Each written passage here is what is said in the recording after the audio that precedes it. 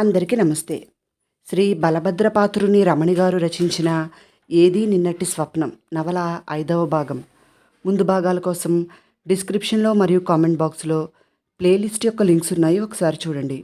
ఇక కథలోనికి వెళితే, ఆ ఉత్తరం రాసిన డేట్ చూశాను.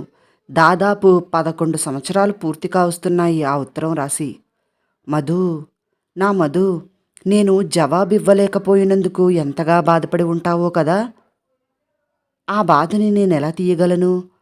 కళ్ళు తుడుచుకుని ఆమె అడ్రస్ మరొకసారి చదివాను. అది రాజమండ్రి చిరునామా. అస్తమానం బదిలీలు చేయించుకుంటూ ఉంటుంది. అక్కడే ఉంటుందని ఏమిటి నమ్మకం? ఫోన్ దగ్గరికి నడిచి డైరెక్టరీ తీసి రాజమండ్రి పిన్ కోడ్ వెతికాను. ఇంకొక 10 నిమిషాల తర్వాత రాజమండ్రిలో ఉన్న మా కజిన్ బ్రదర్తో మాట్లాడాను. బాబ్జీ, నేనురా మైత్రిని, హైదరాబాద్ నుండి. గుర్తుపట్టలేదా? ఓ, ఏమిటే ఇంత ఆశ్చర్యం? అందరూ బాగున్నారు కదా అని కంగారు పడ్డాడు బాబ్జీ. అందరూ బాగున్నారు. ఒక సహాయం చెయ్యాలిరా. నేను అడ్రస్ చెప్తాను, దాని ఫోన్ నెంబర్ సంపాదించి మధుమతి అనే నా ఫ్రెండ్ ఆ అడ్రస్లో ఉందో లేదో తెలుసుకుని నాకు చెప్పాలి. చాలా అర్జెంట్ అన్నాను. చెప్పు, రాసుకుంటాను అన్నాడు. వాడి అడ్రస్ రాసుకుని ఒక అరగంటలో ఫోన్ చేస్తానని పెట్టేశాక చాలా టెన్షన్గా గడిపాను. ఏంటమ్మా అలా ఉన్నావేం అడిగింది శ్రియ. నేను ఆనందంగా దాని చేతిని పట్టుకుని, శ్రియా, మధుమతి రాసిన ఉత్తరం ఇది అన్నాను. ఎక్కడుంటుందట ఆశ్చర్యంగా అడిగింది. తెలీదు. అదేం అడ్రస్ రాయలేదా? రాసింది, కానీ రాసి 10 ఏళ్ళు దాటింది. ఈ ఉత్తరం నీ చిన్నప్పుడు రాసింది, ఇప్పుడు అందింది. మై గాడ్, పోస్టల్ డిపార్ట్మెంట్ ఇంత బాగా పనిచేస్తుందా? మేరా భారత్ మహాన్ అంది నోరంతా తెరిచి. నీ మొహం, వాళ్ళ తప్పులేదు. మధు రాసిన ఉత్తరం ముంబైలో మనం ఉండేవాళ్ళం చూడు, ఆ అడ్రస్కి వెళ్ళింది. పరాంజపే గారి భార్యకి నా అడ్రస్ తెలిసి నన్ను పట్టుకునేసరికి ఇంతకాలం పట్టింది అని ఎక్స్ప్లెయిన్ చేశాను. ఇది ఇప్పుడే అందినంత ఆనందపడతామేం మరి? ఆ 10 ఏళ్లలో ఎన్నెన్ని జరిగాయో. అసలు ఆ మధుమతి అన్న ఆవిడ బ్రతుకుందో లేదో తేలిగ్గా అనేసింది. నోర్ముయ్ అన్నాను కోపంగా. ఈ కాలం పిల్లలకి చావనేది చాలా చిన్న విషయం. సినిమా వాళ్ళకి, టీవీ వాళ్ళకి ఈ పుణ్యం దక్కుతుంది. మా చిన్నప్పుడు చావనేది చిన్నపిల్లలకి తెలియకుండా పెద్దవాళ్ళు జాగ్రత్త పడేవారు. మా పెద్దనాన్న పోయినప్పుడు శవాన్ని చూసి నేను వారం రోజులు జ్వరం పడ్డాను. మా తేజగాడు, బామ్మ ఇంకా ఎప్పుడు చచ్చిపోతుంది, ఓల్డ్ అయిపోయింది కదా, ఆవిడ ఫోటో మరి పెద్దది చేయించరా, అప్పుడు నేనే పూలదండ వేస్తాను అని ఆవిడ ముందే తన సినిమా విజ్ఞానమంతా చూపించి మా అత్తగారిని ఒకసారి మురిపించాలని చూశాడు. పిల్లలకి సినిమాలో లాగా గుండె పట్టుకుని కింద పడిపోవటమే చనిపోవటం అని ఒక నమ్మకం. మధుకి ఏం కాదు, నాలో ఏదో నమ్మకం. శ్రియ నవ్వుతూ, మమ్మీ, ఇప్పుడు నువ్వే ఇంత పెద్దదానివైపోయావు, ఇంకా ఆవిడ వయసు ఎంతుంటుంది అని అడిగింది. 50కి దగ్గరగా ఉంటుంది. అయినా శ్రియ, ఆ హుందాతనం, గ్లామర్ నేను చెప్తే కాదు, నువ్వే చూడాలి. కాటన్ చీర కట్టుకుని, మెడ మీదకి ముడి వేసుకుని, దాని చుట్టూ మల్లెపూల దండ పెట్టుకుని, అప్పుడే విరబూసిన మల్లె చెండులా ఉండేది. మధుని నా ఎదురుగా ఊహించుకుంటూ అన్నాను. ఇంతలో ఫోన్ గణగణ మోగింది. అదిగో బాబ్జీగాడే, మధు ఫోన్ నెంబర్ చెప్తాడు అంటూ ఆతృతగా ఫోన్ తీశాను. బాబ్జీ అటు నుంచి చెప్తున్నాడు. ఆ అడ్రస్కి ఫోన్ నెంబర్ తెలుసుకుని చేశానే. మధు దొరికిందా? త్వరగా చెప్పు అరిచాను. నన్ను చెప్పనివే బాబు. ఆ అడ్రస్లో 7 ఇయర్స్గా ఒక ఆవిడ ఉంటున్నారు. ఆవిడ, ఆ మధుమతి అన్నావిడ వరంగల్ ట్రాన్స్ఫర్ అయి వెళ్ళిపోయాక వాళ్ళ ఆ ఇంట్లోకి వచ్చినట్లు చెప్పింది అన్నాడు. అడ్రస్ ఏమైనా చెప్పిందా? నీరసంగా అడిగాను. లేదు, వాళ్ళకేం తెలియదట అని వేగంగా పెట్టేశాడు. నేను నిస్పృహగా ఫోన్ పెట్టేశాను. దొరకలేదట? శ్రియ అడిగింది. రాజమండ్రి నుంచి వరంగల్ వెళ్ళిపోయిందట. అడ్రస్ కూడా ఇచ్చి వెళ్ళలేదట బాధగా చెప్పాను. ఓకే, ఓ పని చెయ్యి, చేతులు తిప్పుతూ అంది. ఏమిటి అన్నాను. ఫర్గెట్ ఇట్, 15 ఏళ్లుగా గుర్తుకు రాలేదుగా, ఇప్పుడు అలాగే అనుకో. పద, ఆకలిస్తుంది, టిఫిన్ పెట్టు అంది. నేను కోపంగా, శ్రియా, నీ ఫ్రెండ్ నీరు ఒక్కరోజు కనబడకపోతేనే ఎంతో బాధపడిపోయి 10 ఫోన్లు చేస్తావు కదే, నన్ను అంత ఈజీగా ఎలా మర్చిపోమంటున్నావు? శ్రియా పెద్దగా నవ్వింది. పిచ్చి మమ్మీ, ఇప్పుడు ఒకే క్లాసు కాబట్టి మాకు ఒకళ్ళతో ఒకళ్ళకి అవసరం పడుతుంది. అంతేగాని మీలాగా మా మధు ఇలా అనేది, ఇలా చేసేది అంటూ జీవితమంతా తలుచుకుంటూ ఎమోషనల్ అయిపోం. కార్టూన్స్లో క్యారెక్టర్స్ మిమ్మల్ని చూసే తయారు చేసుంటాడు వాల్ట్ డిస్నీ అని నవ్వింది. ఇదేమిటి, ఈ జనరేషన్ స్నేహాన్ని కూడా ఇంత అవసరం కోసం వాడుకుంటున్నారా? కళ్ళల్లో చెమరింపు, హృదయంలో స్పందన. ఈ కాలంలో వాళ్ళకి కార్టూన్స్లో క్యారెక్టరైజేషన్లా కనబడుతోందా అని ఆశ్చర్యపోయి కళ్ళు తుడుచుకుని పిల్లలకి టిఫిన్ పెట్టడానికి వెళ్ళాను. ఫర్గెట్ ఇట్ అని ఎంత తేలిగ్గా అనేసింది. 15 ఏళ్లుగా నేను మధుని మర్చిపోయానా? లేదే. నాకు ఆనందం వచ్చినా బాధ కలిగినా ఒంటరిగా బాల్కనీలో కూర్చుని మధునే తలుచుకునేదాన్ని. కానీ ఆమె ఎక్కడ ఉందో తెలుసుకోవాలనే ప్రయత్నమే ఎప్పుడూ చేయలేదు. ఇప్పుడు మధు తను నా కోసం ఇలాగే బాధపడుతుందని తెలిసాక ఎలా ఊరుకోను? Mummy idea! పకోడీలు తింటూ తేజ అరిచాడు. వాడికి శ్రియా సంగతి చెప్పినట్లుంది. ఇంకా ఐడియాల మీద ఐడియాలు ఇస్తాడు. ఏమిటి? విసుగ్గా అడిగాను.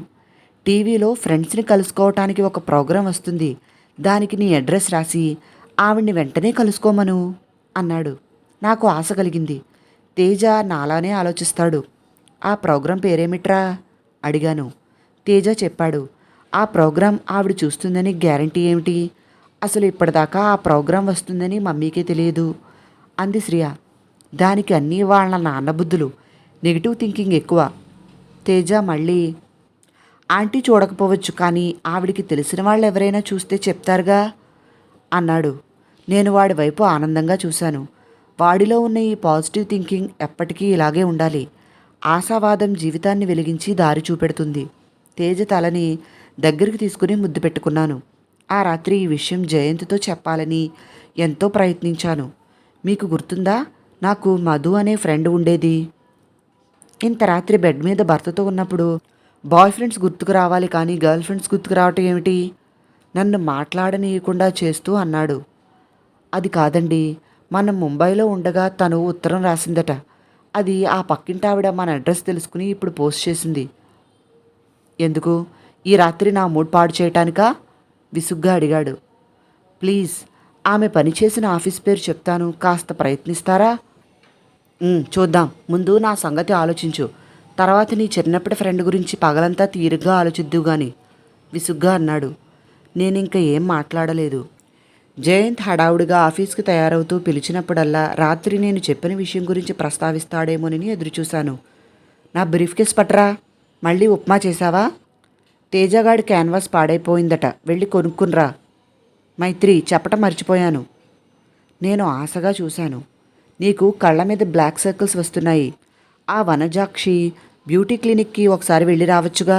పొద్దస్తమానం నీకు ఖాళీయేగా. ఆ టీవీలో పనికిరాని ప్రోగ్రాంలు చూడకపోతేనేం? నాకు నీరసం ముంచుకొచ్చింది.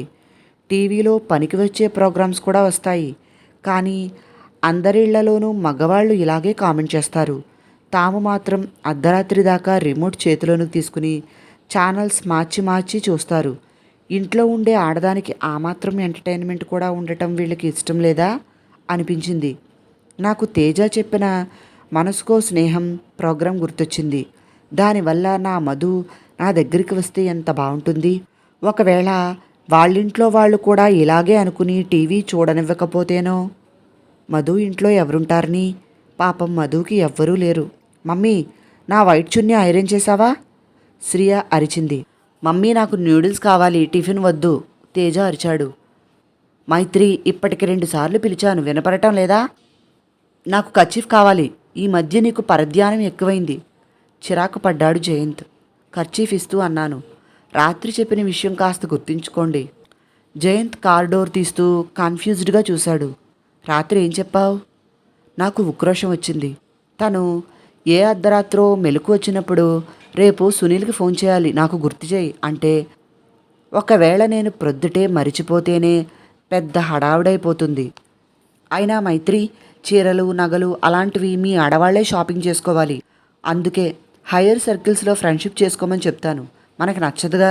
బావిలో కప్పలు, ఎక్కడికెళ్ళినా మీ బావి మీరే మోసుకెళ్తారు. ఒక దండకం చదివి కారెక్కేశాడు.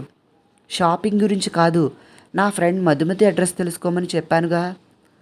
అవతల బిజినెస్, పెద్ద కాంట్రాక్ట్, దాని గురించి మానేసి ఇప్పుడు కొరియర్ బాయ్ లాగా నువ్వు చెప్పే కొండ గుర్తులతో ఆవిడ అడ్రస్ పట్టుకోవాలా? ఆయన ఇప్పుడు ఆవిడతో నీకేం పని? అడిగాడు. నాకు బతకాలని లేదు, జీవించాలని ఉంది ఆనందంగా. అందుకే తోడు కావాలి. ఈ మాటలు మనసులో అనుకున్నాను. బాయ్. అతని కారు వెళ్ళిపోయింది. అప్రయత్నంగానే చెయ్యి ఊపాను. ఆ రోజు మధ్యాహ్నం అందరూ ఇంట్లోంచి వెళ్ళిపోయాక టెలిఫోన్ డైరెక్టరీ దగ్గర పెట్టుకుని మధు పనిచేసే ఆఫీస్ పేరుకు దగ్గరలో ఉన్న పేర్లన్నింటికీ ట్రై చేశాను. జయ ఫుడ్ ప్రొడక్ట్స్ అన్న ఆఫీస్ అడ్రస్ గుర్తొచ్చి ఎంక్వైరీ చేశాను. ప్రస్తుతం ఆ కంపెనీ పేరు మీద మార్కెట్లో కూడా ఏవీ ప్రొడక్ట్స్ రావటం లేదండి, మూసేసినట్లున్నారు అన్నారు కొంతమంది.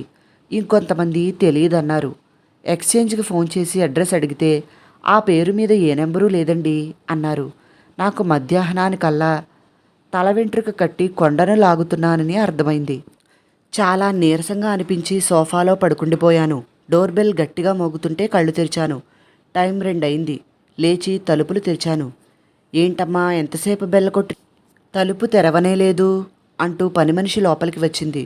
కిచెన్లోకి వెళ్ళి గిన్నెలు సర్దుతూ, అమ్మా నువ్వు అన్నం తినలేదా అంది. నా కంచం దానికి గుర్తే.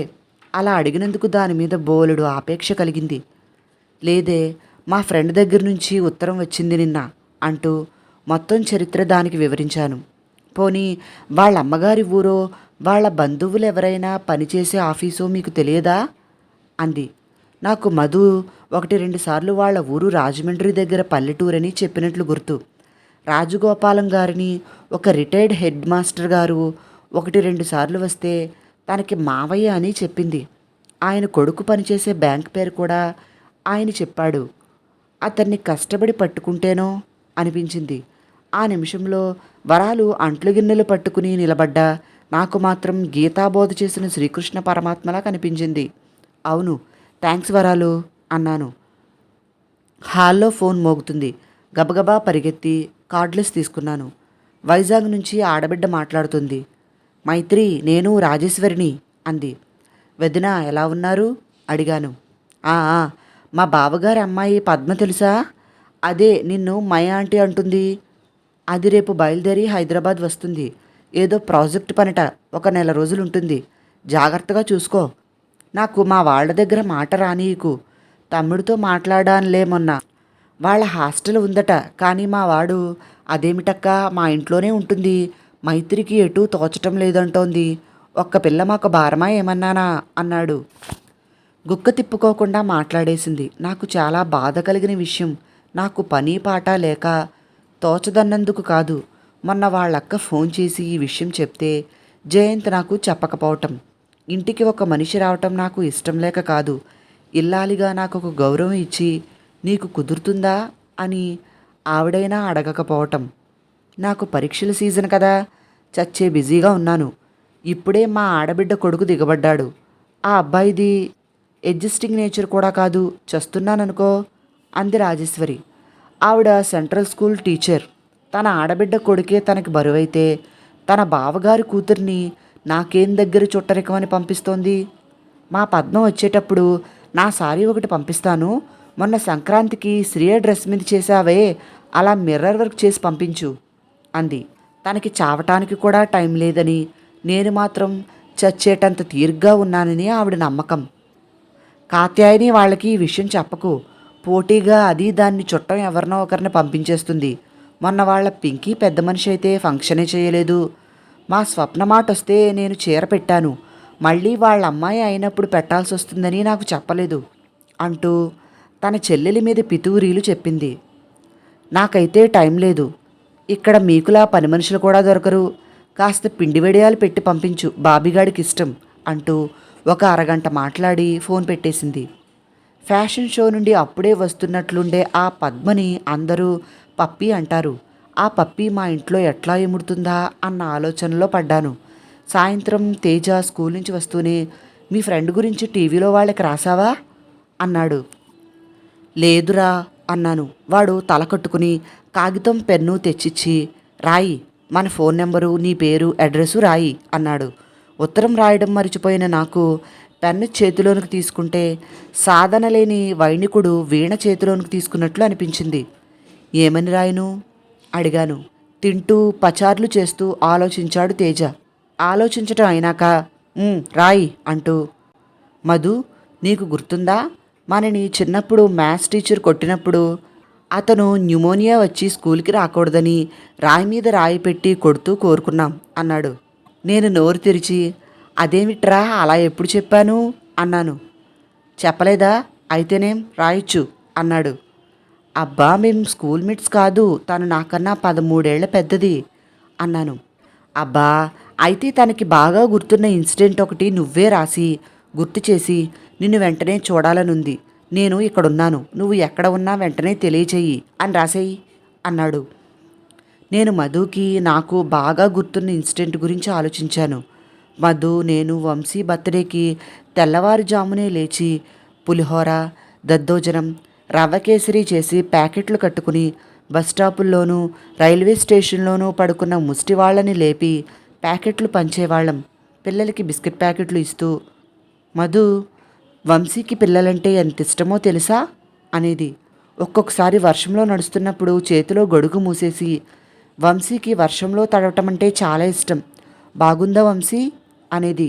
నాకు తేగలంటే ఇష్టం లేదు, కానీ వంశీకి ఇష్టం అని తినేది. తనలోనే వంశీ కూడా ఉన్నాడని ఆమె నమ్మేది. ఉత్త పిచ్చిది.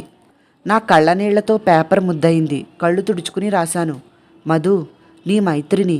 ఎన్నాళ్లకి నీ ఉత్తరం నాకు చేరిందో తెలుసా? అక్షరాల 11 ఏళ్లకి. మధు, నువ్వెక్కడున్నావు?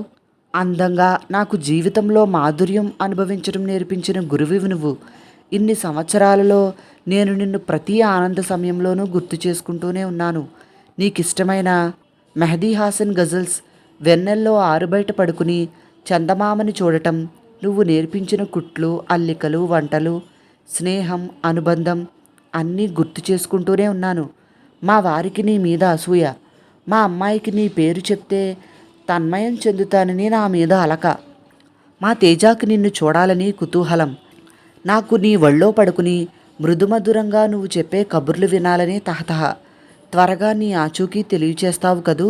ఒకవేళ నా మధుమతి జయా ఫుడ్స్లో పనిచేస్తూ మా గుంటూరు పట్టాభిరామాపురంలో ఒకప్పుడున్న మధుమతి ఈ ప్రోగ్రాం చూడకపోయినా ఆమె తాలూకు వాళ్ళెవరైనా సరే ఆమె అడ్రస్ నాకు తెలియచేసి పుణ్యం కట్టుకోండి. నమస్తే. కింద నా అడ్రస్ రాసి ఒకసారి మళ్ళీ చదువుకున్నాను. కను కొలుకుల్లోంచి కన్నీటి బొట్టొకటి వచ్చి నిలిచింది. నీ జ్ఞాపకం నా పెదవి మీద దరహాసమై నిలుస్తోంది. కంటి కొనలో ముత్యపు బిందువై ఆవురవుతోంది. ఆ రాత్రి జయంత్తో ఫ్రెండ్స్ పార్టీకి వెళ్ళాం. జయంత్ కాస్త మితిమీరి డ్రింక్ చేశాడు. ఇంటికొస్తూ ఉంటే కారులోనే రొమాన్స్ మొదలెట్టేశాడు. వదలండి, సున్నితంగా తప్పించుకుంటూ అన్నాను. వై, ఐమ్ యూ హస్బెండ్ అని మళ్ళీ లాక్కుని పెదవి మీద గట్టిగా పంటితో కొరికాడు. అబ్బా అని దూరంగా జరిగాను. హుషారుగా విజిల్ వేస్తూ, ఈరోజు నాకెంతో సంతోషంగా ఉంది, పెద్ద కాంట్రాక్ట్ సంపాదించాను అన్నాడు. నేను బయట వెన్నెలను చూస్తూ కూర్చున్నాను. మాట్లాడవేం, ఒక చేత్తో దగ్గరకు తీసుకుంటూ అన్నాడు. అలా కాసేపు వెన్నెల్లో నడుద్దామా అడిగాను. వద్దు, టైం వేస్ట్, నాకు త్వరగా ఇంటికెళ్ళి బెడ్ మీదకి వెళ్ళాలని ఉంది అన్నాడు. మీకెప్పుడు జీవితంలో ముఖ్యమైన ఆనందాలన్నింటినో మిస్ చేసుకుంటున్నాను అనిపించలేదా అడిగాను. జయంత్ తల వెనక్కి వాల్చి నవ్వాడు. డబ్బుంటే ఏ ఆనందమైనా నిమిషాల మీద దొరుకుతుంది, అది లేకపోతే అసలు మూడే రాదు నాకు. మొదట సంపాదన, తర్వాతే అన్నీ అన్నాడు. అలా ఫిక్స్ అయిపోయాడు. అందుకే అంత ఆనందంగా ఉండగలడు. నాతో కలిసి వెన్నెల్లో నడవాలని, బోట్ షికారు చేయాలని, మధురమైన సంగీతం వినాలని, నాతో కబుర్లు చెప్పుకోవాలని మీకుండదా అడిగాను. జయంత్కి నిషా బాగానే ఎక్కింది. లుక్, నాకు ఇల్లు, కారు, నువ్వు, పిల్లలు అన్నీ సౌకర్యాలనిస్తాయి. అందుకే బాగా ఖర్చు పెట్టి మెయింటైన్ చేస్తున్నాను. కబుర్లు భార్యలతో చెప్పే కన్నా మా కంపెనీలో చేరే యంగ్ గర్ల్స్తో చెప్తేనే ఎంజాయ్మెంట్. నీకు కోపం రావచ్చు, అయినా నేను ఫ్యాక్ట్స్ చెప్తున్నాను. నీ అంత భావుకత్వం, తెలివితేటలు వాళ్ళకి లేకపోవచ్చు. వాళ్ళు చెప్పేదంతా చెత్తే కావచ్చు, అయినా వాళ్ళతోనే బాగుంటుంది. ఎందుకంటే నువ్వు చెప్పే కబుర్లు నాకు తెలుసు. మనిషికి కొత్తన్నా, తెలియని వింతలన్నా విపరీతమైన ఆసక్తి. నువ్వు నా సొంతం, ఎక్కడికి పోవు. ఎక్కడ వదిలిపెట్టిపోయానో అక్కడే ఉంటావు. అందుకే నిన్ను అట్రాక్ట్ చేసి హోల్డ్ చేయాల్సిన అవసరం నాకు లేదు. కానీ ఆ గర్ల్ ఫ్రెండ్స్ని హోల్డ్ చేయటానికి కష్టపడాలి. మీరు లేకపోతే అంతా శూన్యం అన్నట్లు యాక్ట్ చేయాలి. ఇవన్నీ థ్రిల్స్ అన్నాడు. మీకు గర్ల్ ఫ్రెండ్ ఉన్నట్లే నాకు బాయ్ ఫ్రెండ్ ఉంటే మీరు ఒప్పుకుంటారా అడిగాను. నో, నీకు గర్ల్ ఫ్రెండ్ ఉన్నా వాళ్ళతో ఎక్కువ టైం స్పెండ్ చేస్తే నేను భరించలేను. యు ఆర్ మైన్ అన్నాడు మళ్ళీ ముద్దు పెట్టుకుంటూ. నేను విడిపించుకుని, అలాగే నాకు మీరు పరిపూర్ణంగా కావాలనిపిస్తుంది ఈ గర్ల్ ఫ్రెండ్స్ లేకుండా అన్నాను. నేను నీకేగా, ఈ ఇల్లు, మిగతా ప్రాపర్టీ, నగలు, పిల్లలు అన్నీ నీకే, వాళ్ళకి ఏమీ ఇవ్వనుగా అన్నాడు. పరిపూర్ణంగా స్వంతం అవటం అంటే నగలు, ఆస్తులు, పిల్లలు ఇవ్వటమా? ఇవన్నీ నాకిచ్చి జీవితంలో మధురమైన ఘట్టాలని ఎవరో అపరిచితులకిస్తాడా? ఇదేం ఫిలాసఫీ? మధు, నువ్వేం చెప్పావు? అతను నేను మా చుట్టూ ఉన్న ప్రపంచం మర్చిపోయి ఒకరి కళ్ళల్లో ఒకరు, ఒకరి ఊపిరిలో ఒకరు, ఒకరి తలపుల్లో ఒకరు ప్రతినిత్యం కాపురం చేయాలని చెప్పావు. కానీ ఇదేమిటి? ఇతను నాతో డబ్బు, పక్క తప్ప ఏమీ పంచుకోనంటున్నాడు. పద, కారు డోర్ తెరుస్తూ అన్నాడు జయంత్.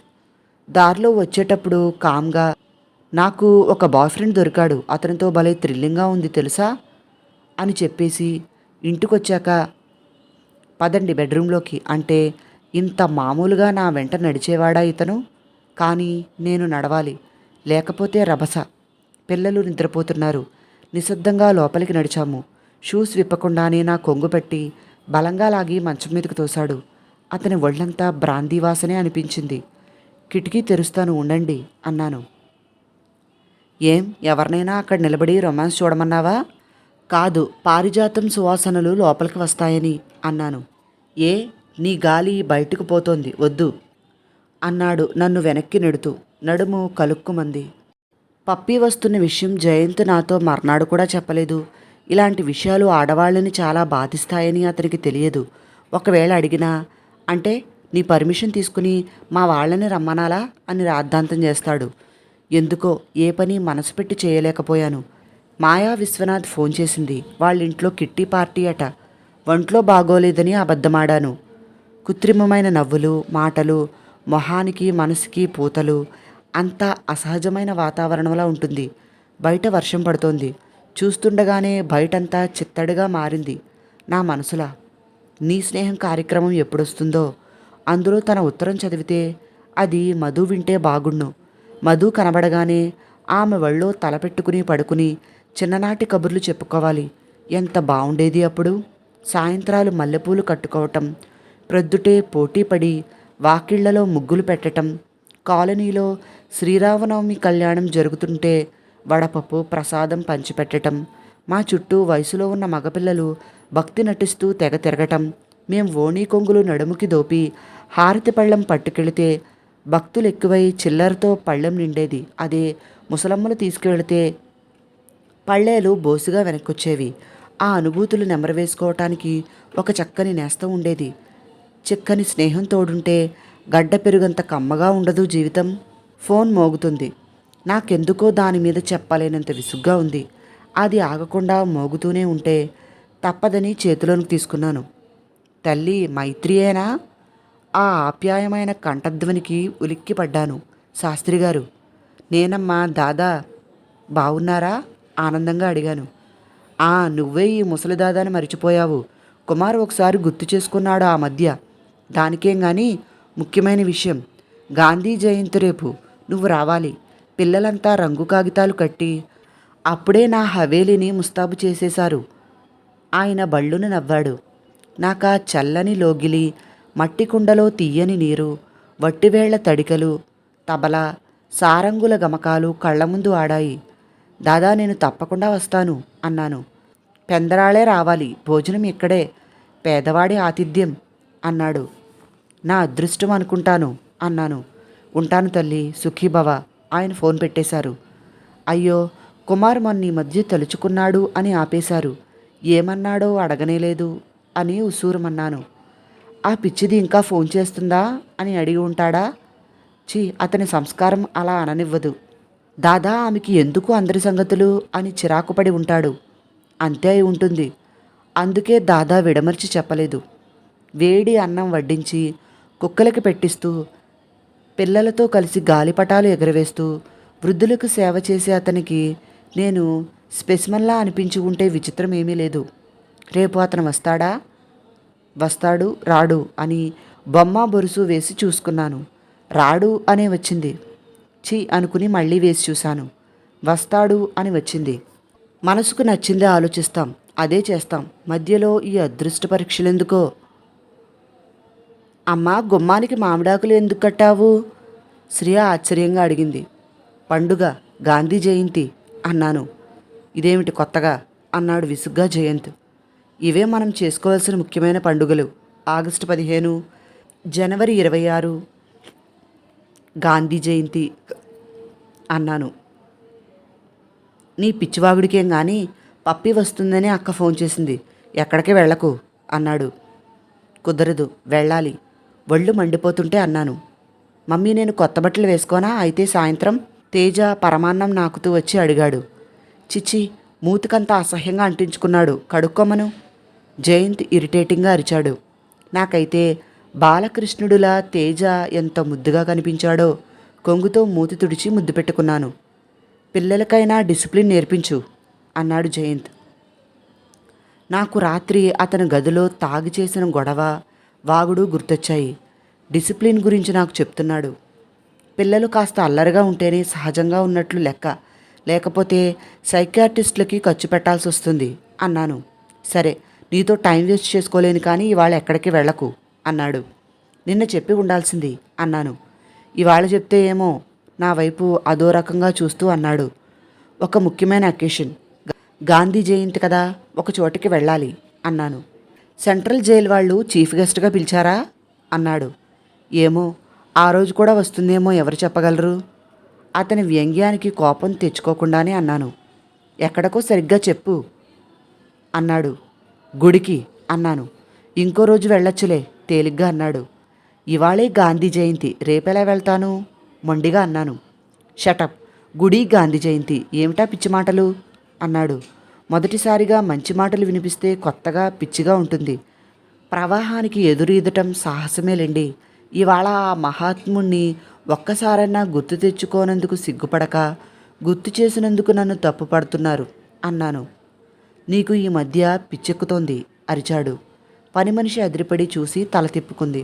ఇవాళ ఇంట్లో ఉండటం కుదరదండి. పప్పి వస్తుందని మీకు నిన్ననే తెలుసు, అయినా నాకు చెప్పలేదు. చెప్పి ఉంటే వేరే రకంగా ఉండేది అన్నాను. అంటే నన్ను సాధిస్తున్నావా? మొహం ఎర్రగా చేసుకుని అరిచాడు. ఎవరినీ సాధించటం లేదు, నాకు వేరే పని ఉంది అంటున్నాను అని గదిలోంచి వచ్చేశాను. మైత్రి, మైత్రి అని అతను పిలవటం వినిపించింది. డైనింగ్ టేబుల్ దగ్గరికి వచ్చి కూర్చున్నాను. కాళ్ళు వణుకుతున్నాయి, గుండె దడదడలాడుతోంది. మొదటిసారి జయంత్ని ఎదిరించినందుకేనేమో.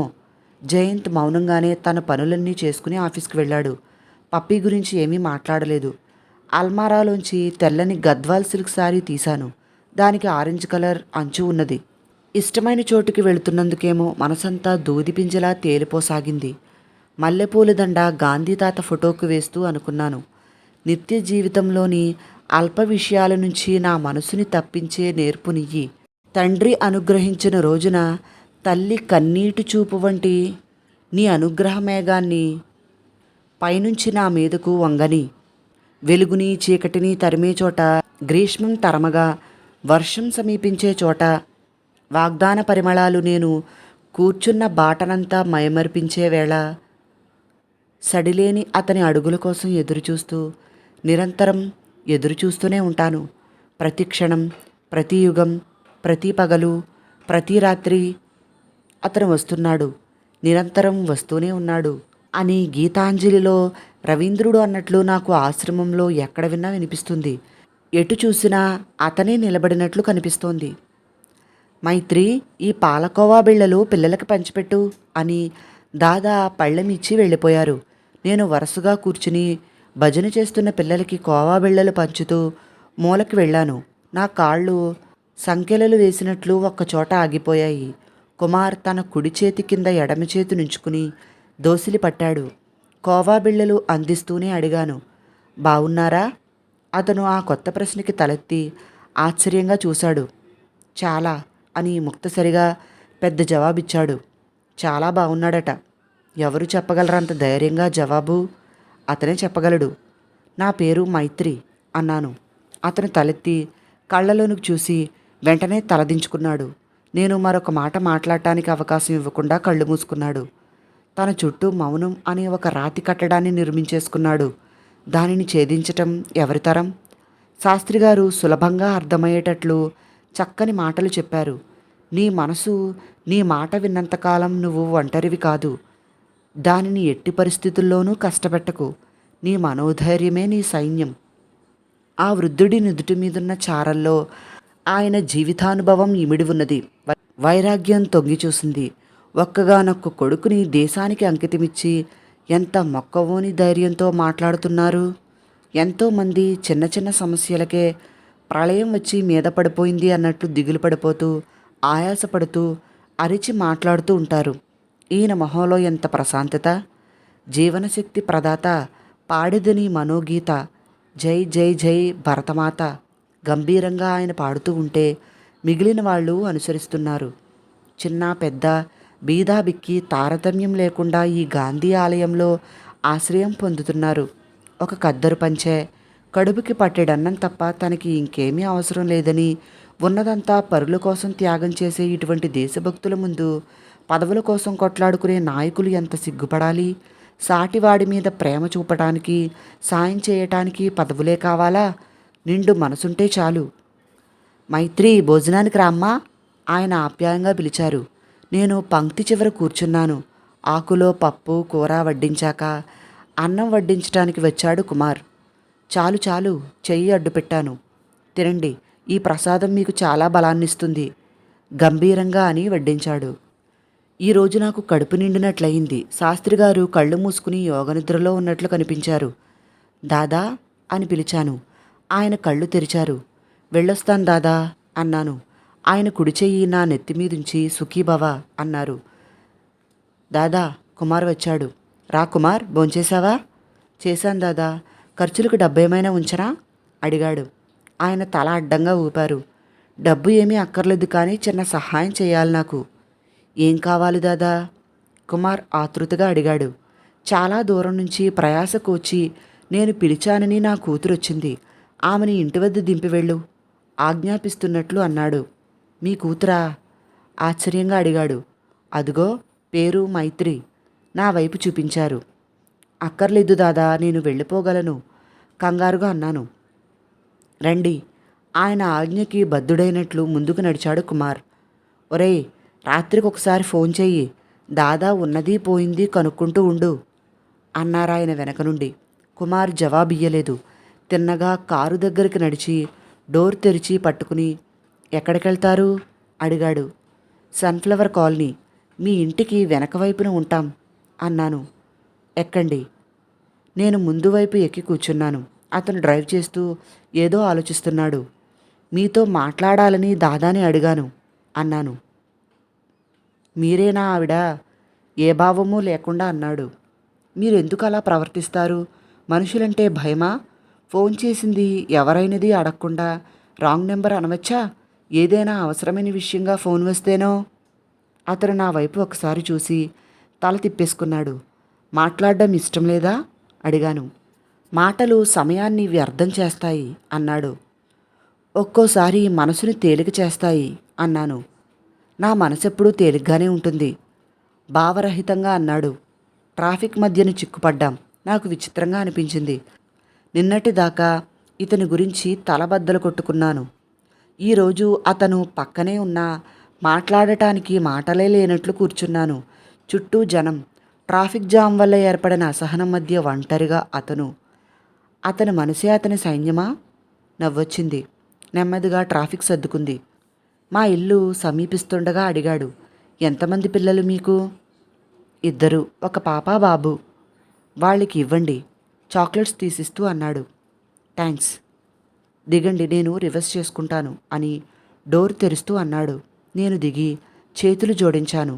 అతను కూడా చేతులు జోడించాడు. అవతల వాళ్ళకి మీ ఆనందాన్ని పంచివ్వగలగడమే సేవ. వాళ్ళ కష్టాలని మీ భుజాన వేసుకోకండి, అది జాలి. వస్తా అని వెళ్ళిపోయాడు.